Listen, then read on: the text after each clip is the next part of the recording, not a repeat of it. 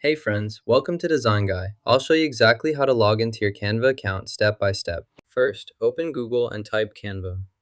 Then, click the top result to open the official Canva website. Click Login at the top right of your screen, then enter your credentials to access your account securely and efficiently.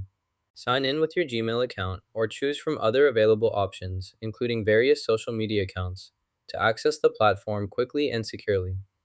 Select your preferred login method.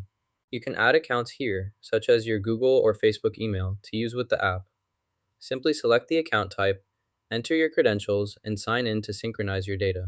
You can use other email providers like Apple, Microsoft, or Clever for signing in or managing your account settings easily within the app. Log into your Google account and select your work email to link it for seamless access and integration across services. Since I'm already logged in, the system won't prompt for an OTP or password when accessing my account. Confirm your profile by clicking the profile icon displayed on the top right corner of the screen. This verifies your login status and grants access to your account settings. Click the profile image at the bottom left of the screen to access your account options. This completes the login process and grants you full access to the platform features.